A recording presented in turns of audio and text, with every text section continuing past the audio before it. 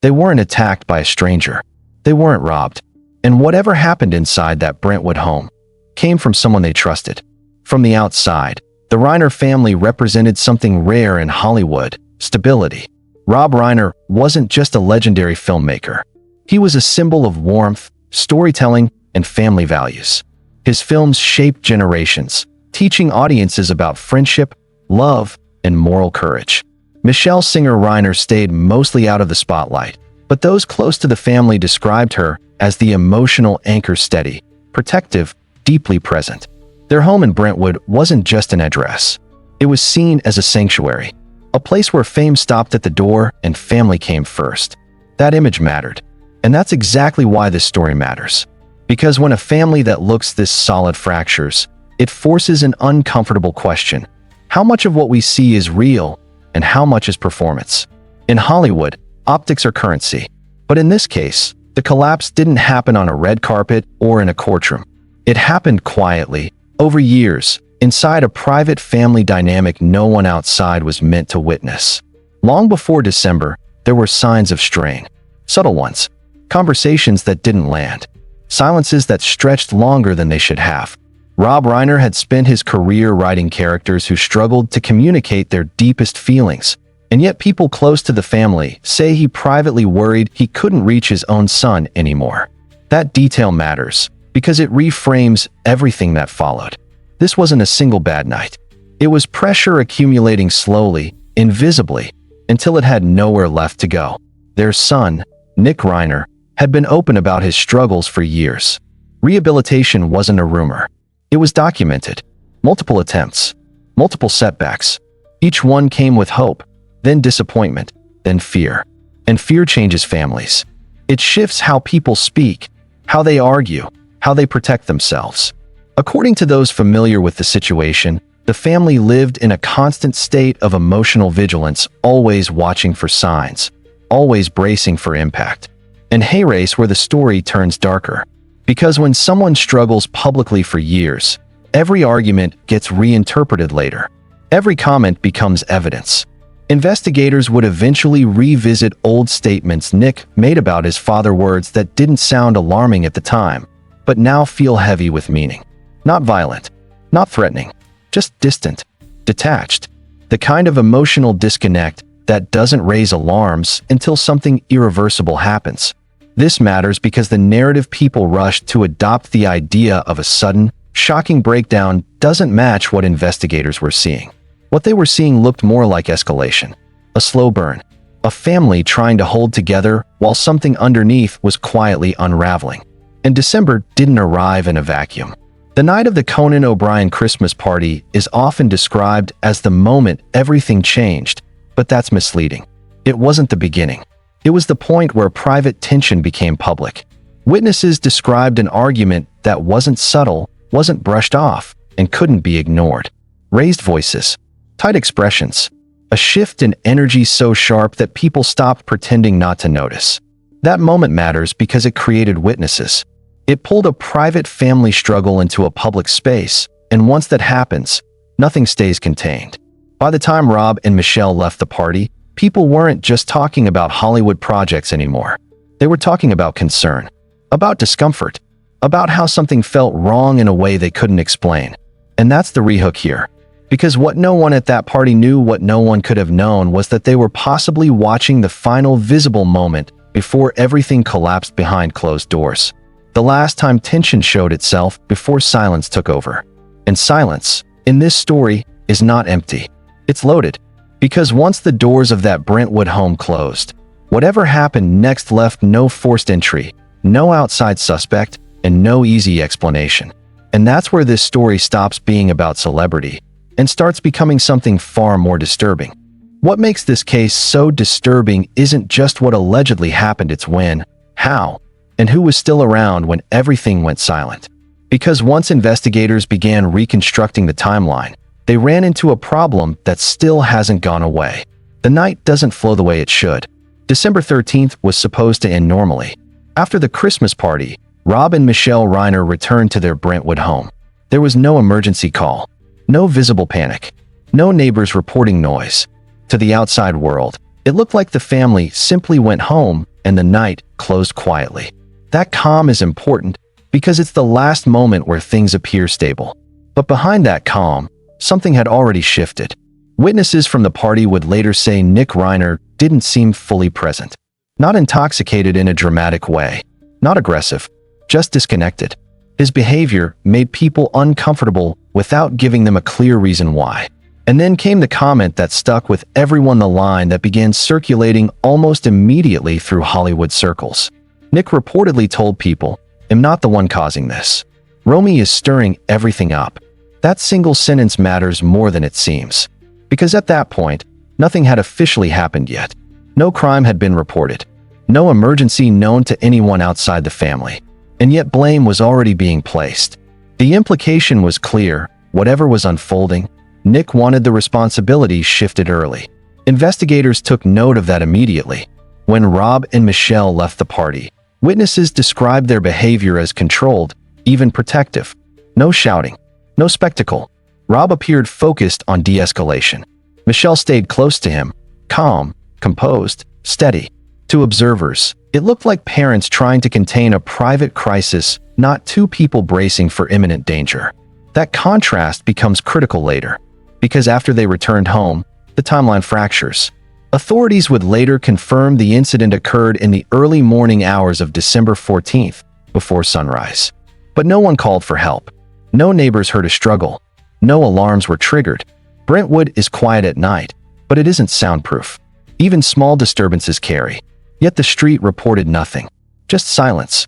When Romy Reiner arrived later that day after being unable to reach her parents, she reportedly sensed something was wrong immediately. Inside the house, there were no signs of forced entry. Doors locked. Windows intact. No overturned furniture. Nothing that suggested chaos or intrusion. That detail changed everything, because it narrowed the field instantly. Whoever was responsible didn't break in. They didn't rush. They didn't leave in panic. They were either already inside or welcomed in. And that's where the story splits in two. Nick would later claim he wasn't there when it happened. He said Romy knew more than she was admitting, that she arrived after him and manipulated the situation. Romy rejected that outright, telling people close to her that Nick was rewriting events to protect himself. Two siblings. Two versions. Zero overlap. Investigators focused on movement, not emotions, not statements. Physical actions. Nick was confirmed to have left the Brentwood home around 4 a.m. He then checked into a hotel in Santa Monica. Staff described him as calm, polite, normal. He smiled, asked routine questions. Nothing about his behavior suggested someone in crisis. That calm became another red flag. Because if something catastrophic had just happened, most people don't move through the world like that. They rush. They hide. They unravel. Nick didn't. He blended. Hours later, surveillance captured him stopping at a gas station. Again, no urgency. No visible distress. Just ordinary movements. To investigators, it didn't look like someone running from a crime. It looked like someone trying to maintain control. And then came the discovery inside the hotel room. Authorities have never released full details publicly, but multiple sources confirm evidence was found that directly tied Nick's hotel stay to what happened inside the Reiner home. One item, one link, enough to collapse his distance from the timeline entirely. From that moment on, the case stopped being abstract. Because now, investigators weren't asking if Nick was involved.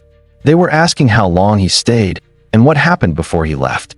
And that question, what happened during those silent hours, is the one that still refuses to go away. I should probably shut up and listen to him because he knows a lot more about this. He knows I don't know anything, so I'll learn whatever he has to teach me.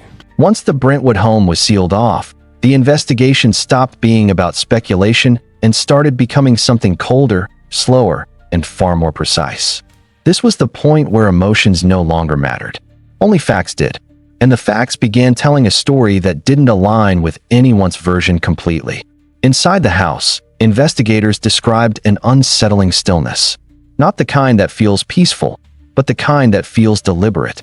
Nothing was disturbed. No signs of a struggle spilling from room to room. No forced entry. No frantic movement. That level of control immediately shifted how detectives viewed the situation. Whatever happened, it wasn't chaotic. It wasn't impulsive in the way people imagine violence to be. Forensic teams moved methodically, documenting everything. With no cameras inside the home and limited digital timestamps, the timeline had to be built using the body itself. Rigor mortis, livor mortis, body temperature. Subtle indicators most people never think about, but that become crucial when minutes and hours decide everything. The conclusion was chilling. The medical examiner determined that both Rob and Michelle Reiner likely died in the early morning hours long before they were discovered, nearly 12 hours earlier. That finding locked the event into the quietest part of the night, when the neighborhood was asleep and the world outside had no idea anything was wrong. Then came the injuries. They were classified as sharp force wounds, delivered at close range. Not from across a room, not defensive chaos, face-to-face, personal. And the pattern told investigators something even more disturbing. This wasn't a single moment of rage. It involved repeated actions, sustained contact, time. One forensic expert reviewing the findings reportedly said something that stayed with everyone involved. Whoever did this stayed until it was finished. That statement reframed the entire case. It wasn't about losing control. It was about not stopping once things began. That matters because it directly contradicts the idea of a sudden, accidental escalation. When detectives presented this information to Nick Reiner, his response was immediate and emotional. He denied everything, insisted he didn't harm his parents, repeated the claim that Romy was there after him and knew more than she was saying. His voice reportedly cracked not with rage, but with frustration, fear mixed with insistence. Romy, through her attorney, pushed back just as hard. She maintained that Nick was lying, that he was still present when everything collapsed. And then came the detail that shifted the case permanently into a legal minefield. A dying declaration. According to sources close to the investigation, Michelle Reiner had enough time while being transported for emergency care to tell her daughter who attacked them. Under California law, dying declarations are a rare exception to hearsay rules. If verified, they can be admitted in court precisely because of the circumstances under which they're made. That single element elevated this case from circumstantial to catastrophic, because now, the timeline wasn't just built on forensics. It was anchored to a statement given in what prosecutors would argue were the final moments of clarity. Nick's defense would later challenge everything about it: timing, condition, interpretation, but the damage was already done. Investigators combined that declaration with movement data.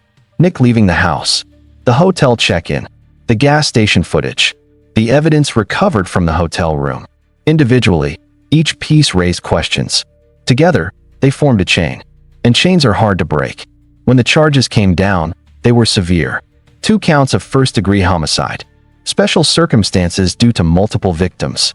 In California, that classification changes everything. It eliminates leniency. It signals intent. It puts life without parole squarely on the table. Public reaction exploded, but inside the investigation, something else happened. The narrative shifted again. Because despite the weight of the evidence, Nick didn't retreat. He doubled down. Publicly, standing beside his attorney, he declared his innocence and accused Romy of framing him. That wasn't just a denial. It was an escalation. 2 siblings. 1 legacy. And now, a courtroom preparing to decide which version of the truth survives. You know, Billy Crystal and Robin Williams, I mean, whoever it was, and then when Albert would start, that if everybody cleared the floor and they let him go, because it was like genius. When Nick Reiner entered a Los Angeles courtroom for the first time, the case crossed an invisible line. Until that moment, everything lived in reports, leaks, and late-night speculation. Inside that room, it became real. No cameras, no live broadcast. Just a locked courtroom and a defendant facing the most serious charges imaginable. Nick didn't speak much. When asked if he understood his rights, he answered calmly, "Yes, Your Honor." That was it. No speech. No emotional display. But what everyone noticed immediately wasn't his words, it was what he was wearing. A padded harm prevention smock. Pale. Protective. Impossible to ignore. The court didn't acknowledge it, but the image stuck. For many observers, that moment changed how they viewed the case. This wasn't just a legal battle anymore. It was a psychological one. Then came the name that shifted everything. Nick's defense attorney wasn't unknown. It was Alan Jackson, a heavyweight in high-stakes criminal defense, known for taking on cases that dominate headlines and divide public opinion. The message was clear. This was not a quiet defense. This was not a plea for mercy. This was a full-scale fight. Inside legal circles, the reaction was immediate. Hiring someone like Jackson signaled one thing above all else: resources. A defense of this magnitude costs millions. Experts, forensic analysts, private investigators, years of litigation. And that raised a question no one could answer publicly. Who was paying? Nick had no visible income stream that could explain that level of legal firepower. And with the family estate now legally complex and emotionally fractured, the speculation exploded. Could shared assets be funding the defense? If so, could that be challenged? Legal analysts openly called it a gray area, one that could ignite a secondary legal battle between siblings. According to sources close to the family, Romy was furious. She reportedly believed Nick was using money that didn't belong to him. Money tied to parents who could no longer consent. Nick's legal team denied any wrongdoing, insisting every payment was lawful and documented. But the damage was done. The case was no longer just about guilt or innocence. It was about control of the narrative, the legacy, and the resources left behind. And that's where this story becomes even more unsettling. Because beneath the legal filings and courtroom strategy sits something far more fragile. A family that never stopped trying to help, even when help stopped working. Nick's history of rehabilitation wasn't hidden. 18 attempts over several years. Each one representing hope, fear, and exhaustion layered on top of love. Rob and Michelle never walked away. They paid. They showed up. They believed. That belief shaped everything. Rob even brought Nick into his creative world, co-creating a film inspired by addiction and recovery. For a moment, it worked. Structure returned. Purpose followed. But when that fragile balance collapsed again, the emotional toll deepened. What began as support slowly turned into survival, managing risk, setting boundaries, carrying fear quietly. By the time that December party happened, this wasn't a sudden rupture. It was the breaking point of a system under strain for years. Now, with Nick insisting on his innocence and Romy standing firm in hers, the court becomes the only place where those stories collide. Evidence will be challenged, statements dissected, motives questioned, and through it all, one truth remains unavoidable. This isn't just a crime story. It's a legacy story. The last part you just said is important because it's like you do have to realize that there are some good things from your life and whether or not you want to include them. Rob Reiner spent his life telling stories about connection, about families, friendships, and the complicated ways people love each other. And now, his own story has become one of the most painful contradictions imaginable. A family once seen as unbreakable is now defined by silence, accusations, and a courtroom that will decide what truth survives. The hardest part of this case isn't the headlines. It's the unanswered space between them, the quiet hours before sunrise, the locked doors, the movements that look ordinary until they're placed under a microscope, and the fact that two siblings, raised in the same home, remember that night in ways that cannot both be true. As tributes continue to celebrate Rob's work and Michelle's quiet strength, the legal process moves forward without sentiment. Evidence doesn't care about legacy. The law doesn't bend for grief. And whatever the outcome, nothing will restore what was lost inside that Brentwood home. What remains is a question that refuses to settle. Was this the result of years of unspoken tension finally collapsing, or something far more calculated hiding in plain sight? That answer hasn't arrived yet. And until it does, this story isn't finished. Subscribe for the next chapter as the truth continues to unfold.